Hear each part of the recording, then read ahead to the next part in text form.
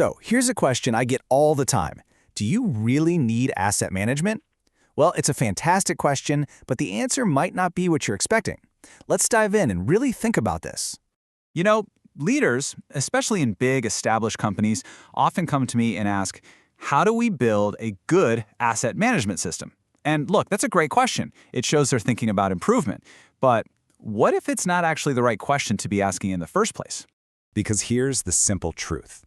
Every single organization is different. It's got its own unique DNA, right? Its own history, its own culture, its own very specific challenges. And that right there is the foundation for everything we're about to talk about.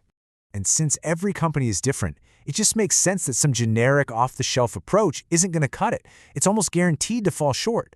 You can't just copy-paste a system from somewhere else and expect it to magically fix your unique problems. It just doesn't work that way.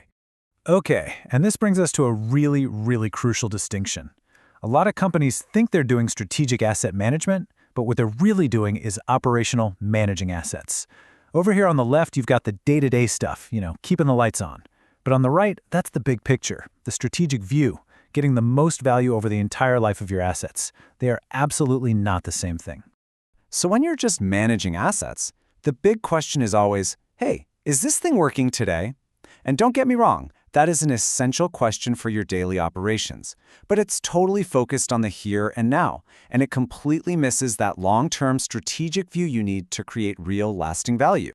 All right, this is the point where we need to make a really big mental shift. I want you to do something for me.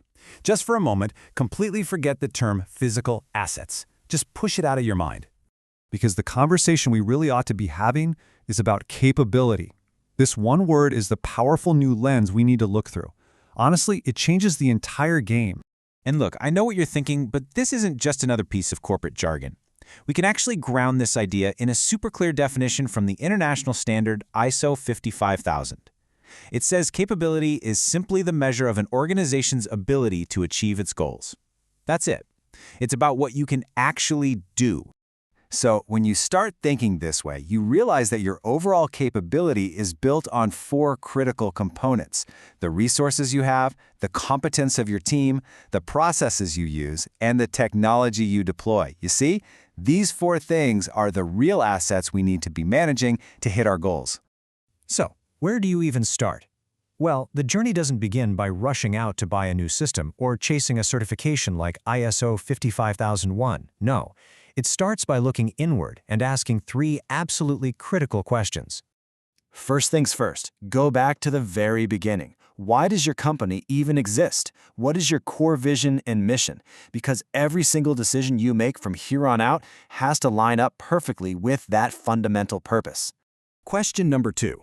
Who are you doing all this for? Your customers? Your shareholders? Your employees? The community around you? Who are your stakeholders? You have to get a deep understanding of what they actually need and expect, because that's how you define what value really means in your world. And here is where it all clicks into place.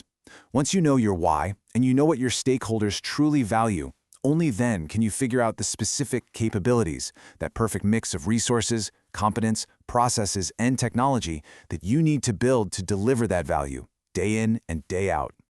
And please, never underestimate your own expertise. A consultant can walk in with all the frameworks and principles, but you, the people inside the company, you bring the most important thing, the context. In fact, you might already be doing a pretty good job of asset management. It just might not be formally structured yet. Your deep internal knowledge is your single most powerful asset on this journey. This image here, it's a perfect way to think about this whole thing. You can have all the best systems and processes, the visible stuff, the branches and the fruit on the tree, but they're going to wither and die if the foundation isn't right. Real, sustainable asset management is rooted in the intangibles, things like your culture and your leadership. They're the soil and the roots that let the whole system grow and thrive. So if you only take one thing away from this whole explainer, let it be this. Please, avoid the trap. Don't just implement a system to check a box for compliance or to get a certificate to hang on the wall. That's a road that almost never leads to real, lasting value.